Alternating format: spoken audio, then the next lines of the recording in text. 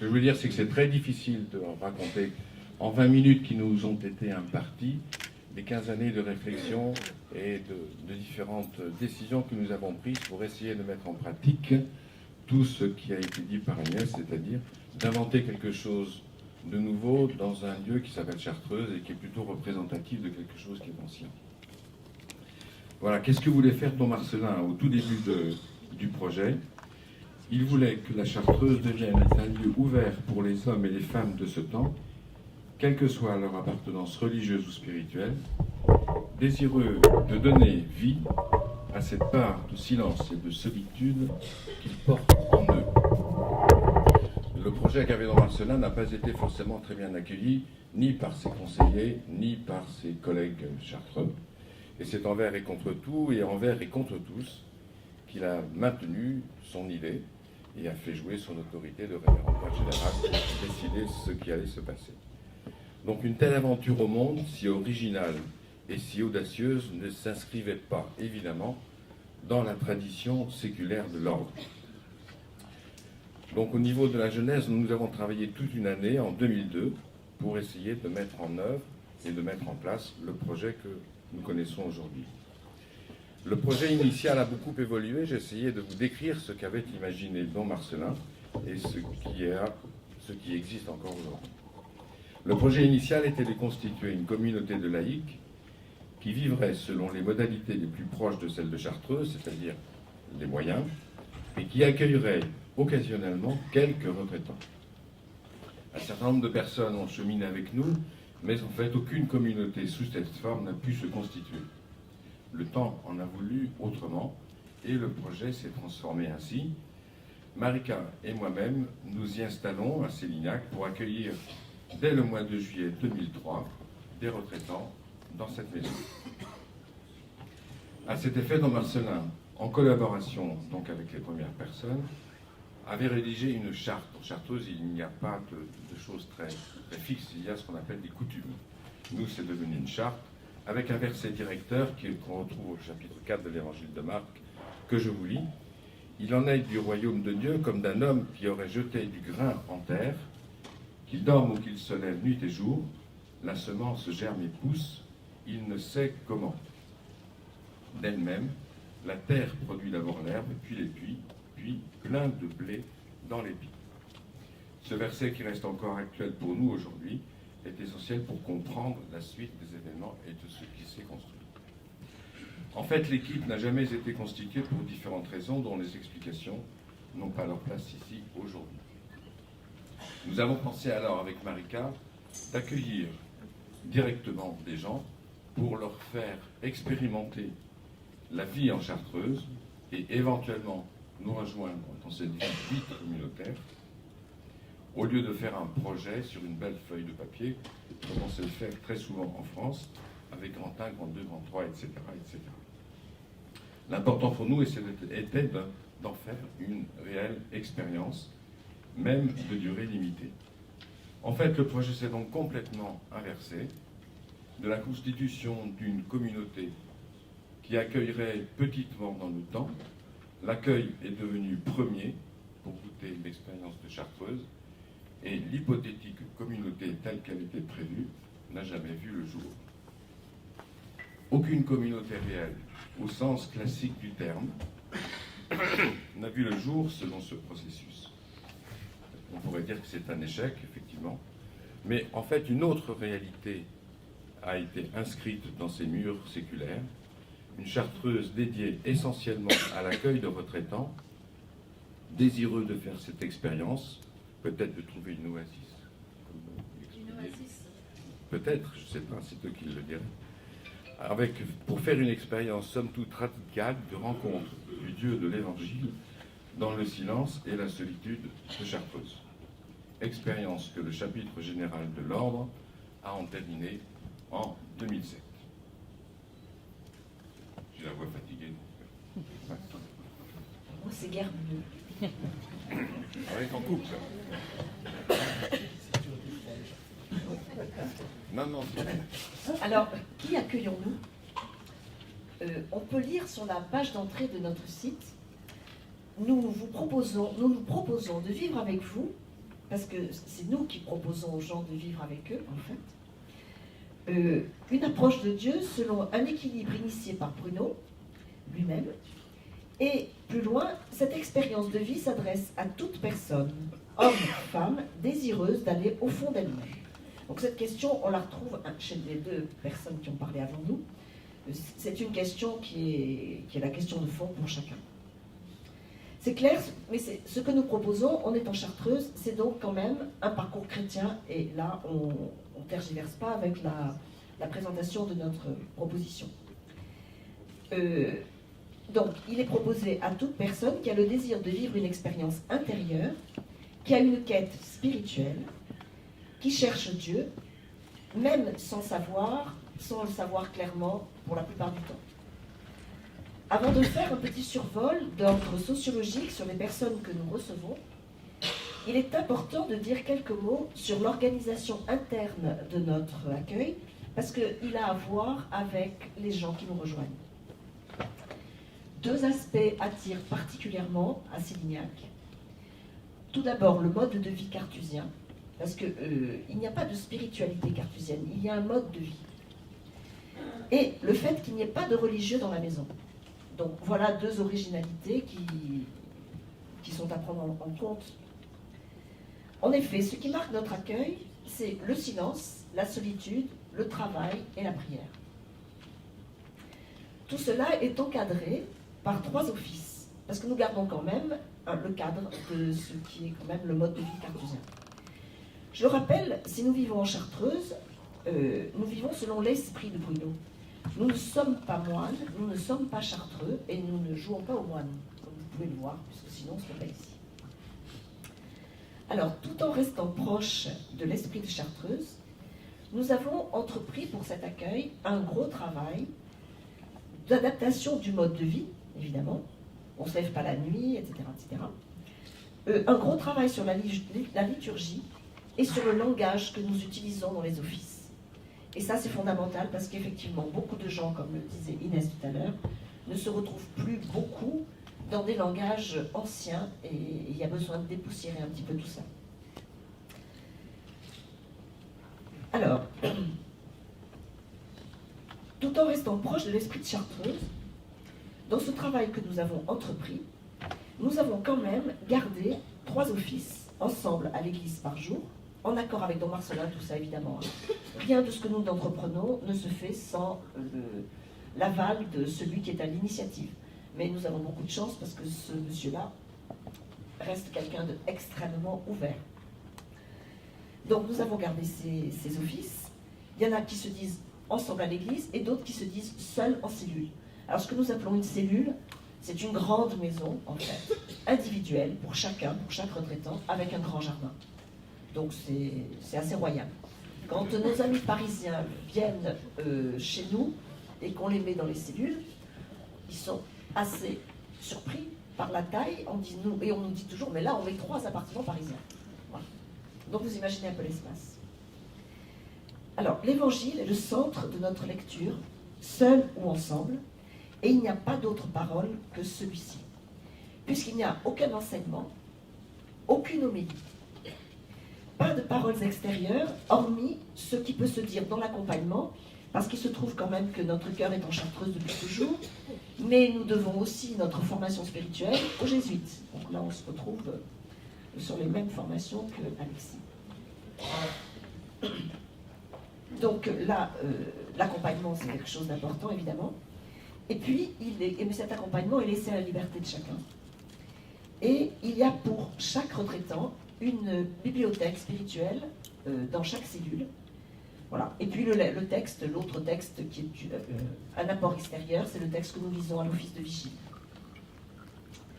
Ceci étant posé, quelle population touchons-nous?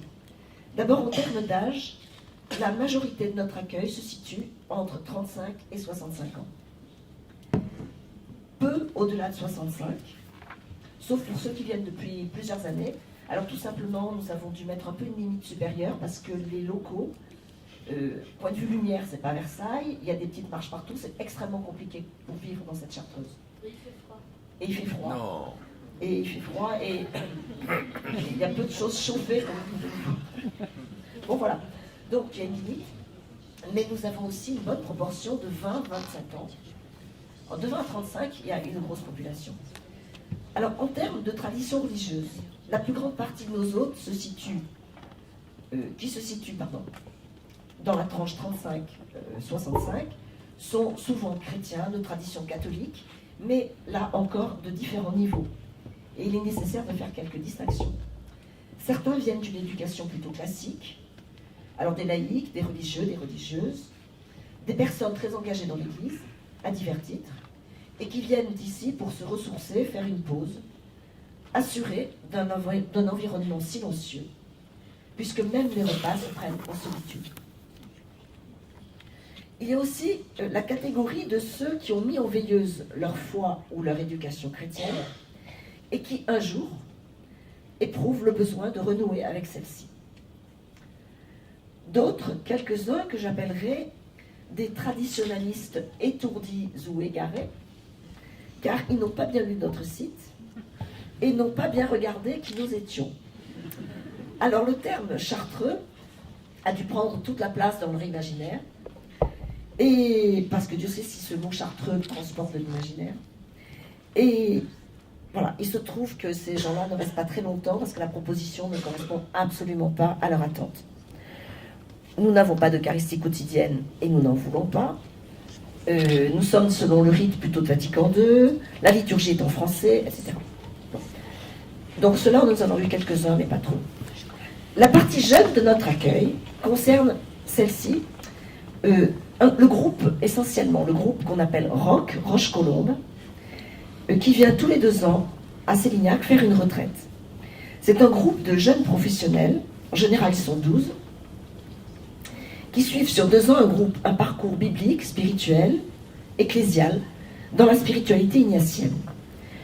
Ce groupe a été initié il y a entre 15 et 20 ans par Christophe Théobald, jésuite, et Marie-Jo Deniau. Alors, des jeunes de tous horizons, généralement d'un bon niveau intellectuel, et qui a une forte demande spirituelle. Ils viennent à Sélignac pour goûter le silence et la solitude. 2 choses qui sont évidemment pour eux assez nouvelles, surtout dans le monde d'aujourd'hui. Ils font par la suite partie des nombreux jeunes que nous accueillons en individuel et qui ont soif de silence, qui ont soif de prendre un temps de recul par rapport à une vie un peu chronophage et bruyante, qui souvent les submerge. Alors se rajoute à cette catégorie de gens, on va dire, traditionnellement chrétiens, toute une autre catégorie de personnes que l'on retrouve dans toutes les tranches d'âge et qui sont de confessions chrétiennes différentes, mais aussi de confessions tout autres. Nous recevons des hindouistes, des bouddhistes, des gens qui ont fait des parcours tout à fait autres que les groupes chrétiens. Nous avons reçu aussi des gens de la tradition soufie. Et pourquoi ces gens-là se retrouvent à Sélignac, enfin en Chartreuse?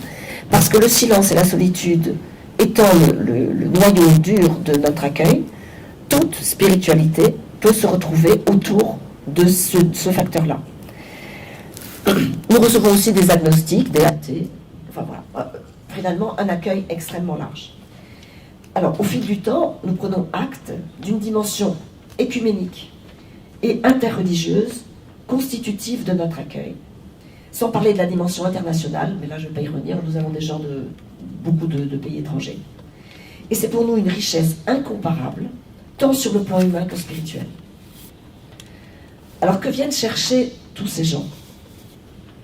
Hormis les personnes qui viennent régulièrement et qui ont une assise chrétienne marquée, beaucoup ne savent pas bien ce qu'ils viennent chercher, voire pas du tout. Pourtant, ils sont là, dans un monastère qui affiche clairement son appartenance chrétienne. Ils ont choisi une chartreuse, donc un lieu assez radical au niveau du silence et de la solitude. Et ce qu'ils trouvent au final, avant de trouver Dieu, c'est eux-mêmes. Et pour reprendre une phrase chère à Don Marcellin, vous aurez compris maintenant qui est Don Marcellin, en Chartreuse, la première chose que l'on trouve, c'est soi-même, avec ses beaux et ses moins beaux versants. Donc tout un programme quand on arrive dans une cellule. Donc ce qu'ils découvrent de ce silence et de cette solitude extérieure qui les a attirés, ça n'est rien d'autre que le chemin qui va les conduire à ce lieu, à cet espace intérieur de silence et de solitude, que chacun de nous portons au creux de nous-mêmes, et souvent là aussi sans le savoir. Ou peut-être le savons-nous, mais on prend souvent la tangente par rapport à ce lieu-là. Là, chacun peut y trouver l'altérité, que nous, chrétiens, nommerons Dieu, mais que chacun, selon sa tradition, nommera avec les noms qui sont les siens, ou ne nommera pas. Cet espace, cet espace qui correspond à ce lieu un petit peu inconnu, chacun peut le trouver pourvu qu'il ne déploie pas toutes sortes d'évitements, ce qui est quand même le danger éminent, évidemment, dans le silence et la solitude. Alors, cet espace est à laisser vacant, mais en Chartreuse, il n'y a ni télé, ni rien. On n'a pas de télé, pas de radio, le téléphone ne passe pas, etc. Donc, ça, c'est très bien. Mais il y a d'autres moyens d'éviter tout ça. C'est le travail manuel, donc faire des heures de couper le petit bois, des trucs comme ça. Voilà, on peut avoir des tas d'échappatoires, lire énormément, se balader parce qu'il y a beaucoup d'hectares de forêt autour. Bon, voilà. Alors ces origines spirituelles différentes rendent les parcours parfois assez atypiques. En tout cas, ils se font dans le respect de chacune des personnes qui sont là. Par discrétion, alors Agnès nous avait demandé quelques parcours typiques, mais on s'est aperçu qu'en faisant des parcours trop typiques, la discrétion risquait d'être un petit peu... Voilà. Donc, par discrétion, nous allons juste vous dire, en gros, ce qui se passe quand quelqu'un vient en Chartreuse. Qu'est-ce qu'il vient chercher un petit peu? La recherche de sens, ça comme on retrouve dans les deux interventions précédentes. Besoin de se retrouver dans le silence intérieur. Certains, le besoin de découvrir ou de redécouvrir l'Évangile. Un texte qui questionne, qui bouscule, mais qui, au bout du compte, par le fait même qu'il est un récit, redonne vie, redonne sens à un quotidien qui semblait un peu s'affadir ou se perdre dans des voies sans issue. Un récit qui, si l'on s'y risque, peut venir interpeller notre liberté de manière assez fondamentale, défaire quelques certitudes, même parfois beaucoup de certitudes, et aussi bouleverser nos images les plus chères. Je dis pour peu que l'on s'y risque, car certains ne prennent pas ce risque. Alors vous aurez compris combien l'Évangile, qui demeure le fondement de toute la maison, que ce soit la vie des retraitants, la nôtre, la liturgie, notre vie relationnelle avec les gens du village, voilà. Il est le cœur de la maison, ensemble ou seul. Ensemble dans les offices communs, parce qu'il a la lecture principale de 2 offices sur 3, et dans la solitude, il est le socle de la journée. Le recul nous permet de constater et de pouvoir dire aujourd'hui combien cette méditation et cette rumination de l'Évangile dans la solitude et le silence, loin de tout discours déjà tout fait, loin d'une pensée unique, est source de liberté et source de vie. Combien nous ont dit d'ailleurs en partant qu'ils ont pu oser prendre la parole, avoir une parole personnelle et libre avec l'homme Jésus de l'Évangile, oser un questionnement, quitte à ce qu'il reste sans réponse, peu importe. L'essentiel étant la dynamique du questionnement et de la quête. Un évangile qui rejoint une existence personnelle, qui a éclairé peut-être des décisions importantes ou minimes. Un évangile qui leur a donné de prendre au sérieux leur propre humanité à la lumière de celle de Jésus. Alors finalement, quelques mots qui caractérisent ce chemin. Liberté, assise, déplacement, audace, espérance et sérénité. C'est un peu tout cela l'Évangile. Pour la grande majorité, il y a un avant et un après. Et pour un grand nombre, ils reviennent régulièrement à ce lieu source. Je déplace les instruments qui vont vous permettre de m'entendre. Voilà, juste un mot pour finir et ne pas dépasser de trop le temps qui nous est imparti, parce que Marika a parlé très longtemps. Bon, je vais m'arrêter là. Alors, normal. Oui, ce que femme veut, Dieu le veut, c'est un autre apophthegme. Alors, où en sommes-nous aujourd'hui? C'est surtout au sujet de l'espace qu'on appelle communauté que je voudrais redire quelques mots. Ce qui était en question au début du projet au niveau de la communauté a donc été totalement abandonné, puisqu'en fait il ne restait dans la maison que Marika et moi-même. Ce qui fait peu. Mais ça marche. Alors qu'est-ce qui s'est passé? En fait, on s'est aperçu qu'au fil du temps, plusieurs composantes de la maison étaient indispensables à son fonctionnement, et c'est ce qui finalement a résolu le terme de communauté sans qu'on ose l'utiliser à cause des ambiguïtés.